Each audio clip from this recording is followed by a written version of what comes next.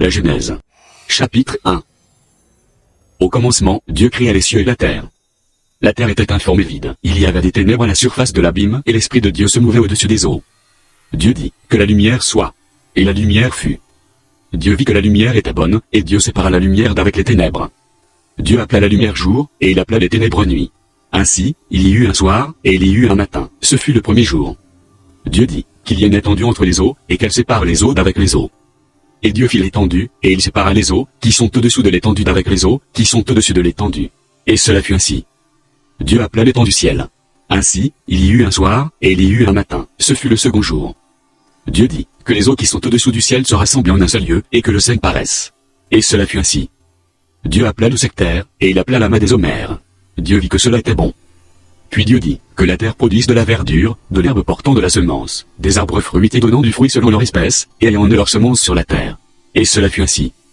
La terre produisit de la verdure, de l'herbe portant de la semence selon son espèce, et des arbres donnant du fruit, et ayant de leur semence selon leur espèce.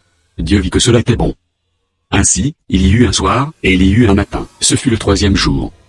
Dieu dit, qu'il y ait des luminaires dans l'étendue du ciel, pour séparer le jour d'avec la nuit, que ce soit des signes pour marquer les époques, les jours et les années, et qu'ils servent de luminaires dans l'étendue du ciel, pour éclairer la terre.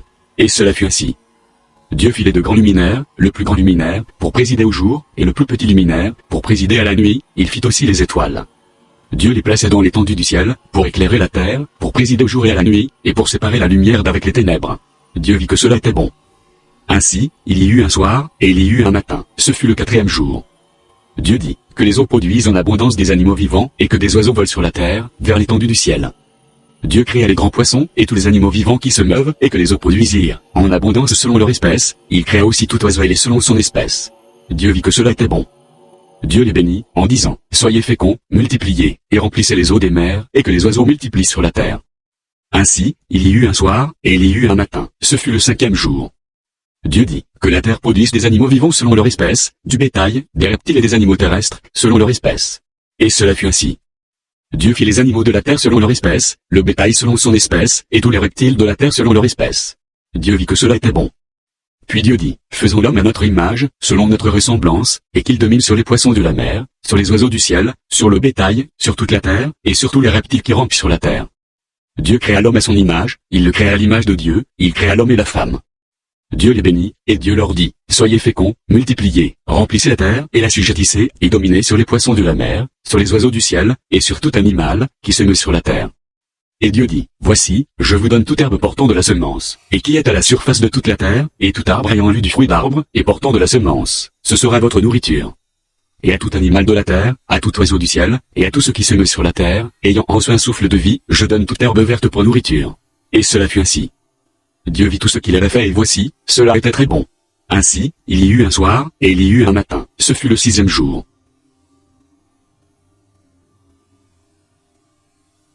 Genèse. Chapitre 2. Ainsi furent achevés les cieux et la terre, et toute leur armée. Dieu acheva au septième jour son œuvre, qu'il avait faite, et il se reposa au septième jour de toute son œuvre, qu'il avait faite. Dieu bénit le septième jour, et il le sanctifia, parce qu'en ce jour il se reposait de toute son œuvre qu'il avait créée en la faisant. Voici les origines des cieux et de la terre, quand ils furent créés. Lorsque l'Éternel Dieu fit une terre et des cieux, aucun arbuste des champs n'était encore sur la terre, et aucune herbe des champs ne germait encore, car l'Éternel Dieu n'avait pas fait pleuvoir sur la terre, et il n'y avait point d'homme pour cultiver le sol. Mais une vapeur s'éleva de la terre, et arrosa toute la surface du sol. L'Éternel Dieu forma l'homme de la poussière de la terre, il souffla dans ses narines un souffle de vie, et l'homme devint un être vivant. Puis l'Éternel Dieu planta un jardin en Éden, du côté de l'Orient, et il y mit l'homme qu'il avait formé. L'Éternel Dieu fit pousser du sol des arbres de toute espèce, agréables à voir et bons à manger, et l'arbre de la vie au milieu du jardin, et l'arbre de la connaissance du bien et du mal. Un fleuve sortait d'Éden, pour arroser le jardin, et de là il se divise en 4 bras. Le nom du premier est Pichon, c'est celui qui entoure tout le pays de Havila, où se trouve l'or. L'or de ce pays est pur, on y trouve aussi le bdellium et la pierre d'onyx. Le nom du second fleuve est Gihon, c'est celui qui entoure tout le pays de Cush. Le nom du troisième est Hiddekel, c'est celui qui coule à l'orient de la Syrie. Le quatrième fleuve, c'est l'Euphrate. L'Éternel Dieu prit l'homme, et le plaçait dans le jardin d'Éden, pour le cultiver et pour le garder. L'Éternel Dieu donnait cet ordre à l'homme, tu pourras manger de tous les arbres du jardin, mais tu ne mangeras pas de l'arbre de la connaissance du bien et du mal, car le jour où tu en mangeras, tu mourras. L'Éternel Dieu dit, il n'est pas bon que l'homme soit seul, je lui ferai une aide semblable à lui. L'Éternel Dieu formait de la terre tous les animaux des champs et tous les oiseaux du ciel, et il les fit venir vers l'homme, pour voir comment il les appellerait, et afin que tout être vivant portât le nom que lui donnerait l'homme. Et l'homme donna des noms à tout le bétail, aux oiseaux du ciel et à tous les animaux des champs, mais, pour l'homme, il ne trouva point d'être semblable à lui. Alors l'Éternel Dieu fit tomber un profond sommeil sur l'homme, qui s'endormit, il prit une de ses côtes, et referma la chair à sa place. L'Éternel Dieu forma une femme de la côte, qu'il avait prise de l'homme, et il l'amena vers l'homme. Et l'homme dit, voici cette fois celle qui est os de mes os et chair de ma chair. On l'appellera femme, parce qu'elle a été prise de l'homme. C'est pourquoi l'homme quittera son père et sa mère, et s'attachera à sa femme, et ils deviendront une seule chair. L'homme et sa femme étaient tous deux nus, et ils n'en avaient point honte. Genèse. Chapitre 3. Le serpent était le plus rusé de tous les animaux des champs, que l'Éternel Dieu avait fait. Il dit à la femme, Dieu a-t-il réellement dit, vous ne mangerez pas de tous les arbres du jardin? La femme répondit au serpent, nous mangeons du fruit des arbres du jardin. Mais quant au fruit de l'arbre, qui est au milieu du jardin, Dieu a dit, vous n'en mangerez point et vous n'y toucherez point, de peur que vous ne mouriez. Alors le serpent dit à la femme, vous ne mourrez point, mais Dieu sait que, le jour où vous en mangerez, vos yeux s'ouvriront, et que vous serez comme des dieux, connaissant le bien et le mal. La femme vit que l'arbre était bon à manger et agréable à la vue, et qu'il était précieux, pour ouvrir l'intelligence, elle prit de son fruit, et en mangea, elle en donna aussi à son mari, qui était auprès d'elle, et il en mangea. Les yeux de l'un et de l'autre s'ouvrirent, ils connurent qu'ils étaient nus, et ayant cousu des feuilles de figuier, ils s'en firent des ceintures. Alors ils entendirent la voix de l'Éternel Dieu, qui parcourait le jardin vers le soir, et l'homme et sa femme se cachèrent loin de la face de l'Éternel Dieu, au milieu des arbres du jardin. Mais l'Éternel Dieu appela l'homme, et lui dit, où es-tu? Il répondit, j'ai entendu ta voix dans le jardin, et j'ai eu peur, parce que je suis nu, et je me suis caché. Et l'Éternel Dieu dit, qui t'a appris que tu es nu? Est-ce que tu as mangé de l'arbre, dont je t'avais défendu de manger? L'homme répondit, la femme que tu as mise auprès de moi m'a donné de l'arbre, et j'en ai mangé. Et l'Éternel Dieu dit à la femme, pourquoi as-tu fait cela? La femme répondit, le serpent m'a séduite, et j'en ai mangé.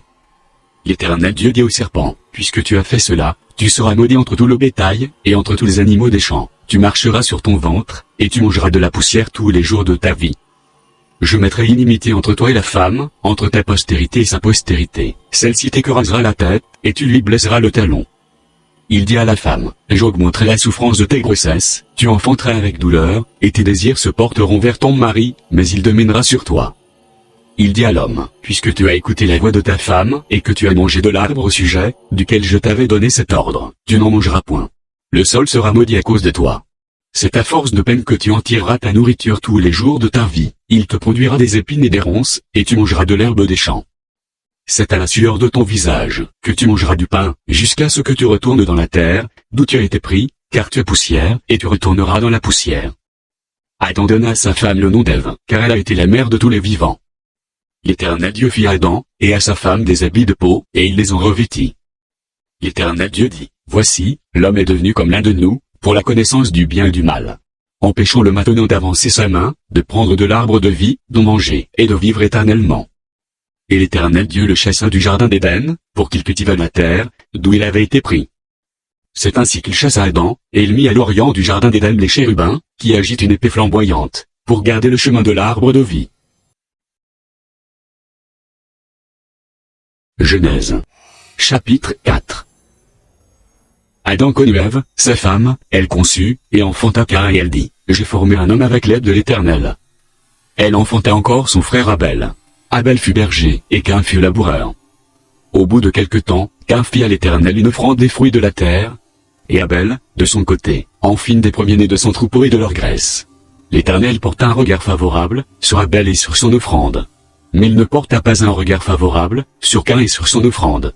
Caïn fut très irrité, et son visage fut abattu. Et l'Éternel dit à Caïn, pourquoi es-tu irrité, et pourquoi ton visage est-il abattu? Certainement, si tu agis bien, tu relèveras ton visage, et si tu agis mal, le péché se couche à la porte, et ses désirs se portent vers toi, mais toi, domine sur lui. Cependant, Caïn adressait les paroles à son frère Abel, mais, comme ils étaient dans les champs, Caïn se jeta sur son frère Abel, et le tua. L'Éternel dit à Caïn, où est ton frère Abel? Il répondit, je ne sais pas, suis-je le gardien de mon frère? Et Dieu dit, qu'as-tu fait?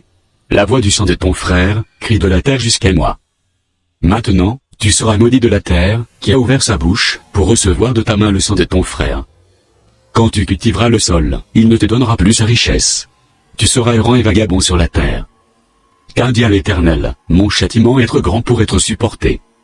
Voici, tu me chasses aujourd'hui de cette terre, je serai caché loin de ta face, je serai errant et vagabond sur la terre, et quiconque me trouvera me tuera. L'Éternel lui dit, si quelqu'un tuait Caïn, Caïn serait vengé 7 fois. Et l'Éternel mit un signe sur Caïn, pour que quiconque le trouverait ne le tuât point.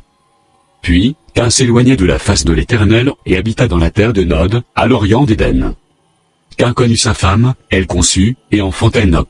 Il bâtit ensuite une ville, et il donna à cette ville le nom de son fils Enoch. Enoch engendra Irad, Irad engendra Mehujaël, Mehujaël engendra Metusaël, et Metusaël engendra Lémec. Lémec prit 2 femmes, le nom de l'une était Ada, et le nom de l'autre Tsilla. Ada enfanta Jabal, il fut le père de ceux qui habitent sous des tentes et près des troupeaux. Le nom de son frère était Jubal, il fut le père de tous ceux qui jouent de la harpe et du chalumeau. Tsilla, de son côté, enfanta Tubal-Caïn, qui forgeait tous les instruments d'airain et de fer. La sœur de Tubal-Caïn était Naama. Lémec dit à ses femmes, Ada et Tsilla, écoutez ma voix. Femmes de Lémec, écoutez ma parole. J'ai tué un homme pour ma blessure, et un jeune homme pour ma meurtrissure. Caïn sera vengé 7 fois, et Lémec 77 fois.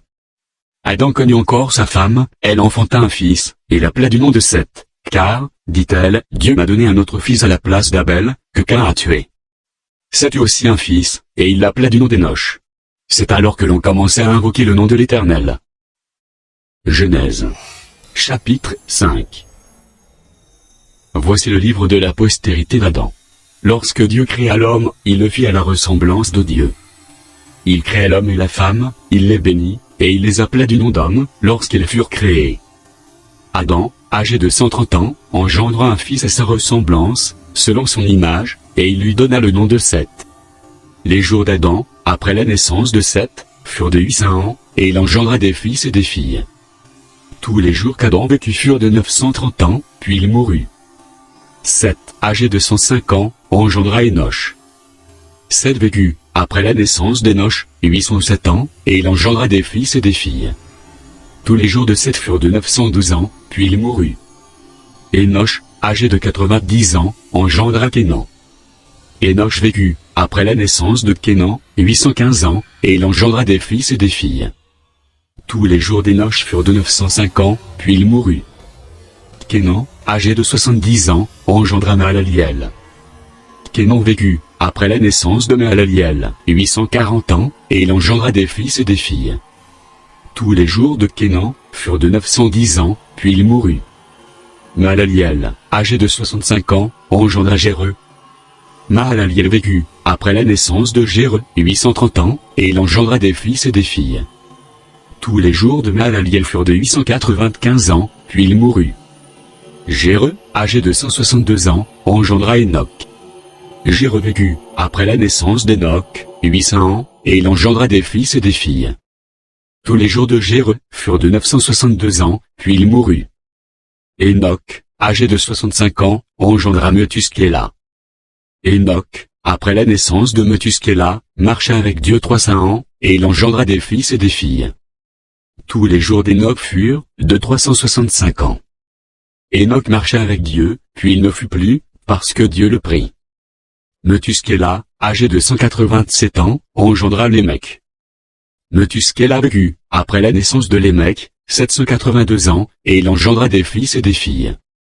Tous les jours de Methuskéla furent de 969 ans, puis il mourut.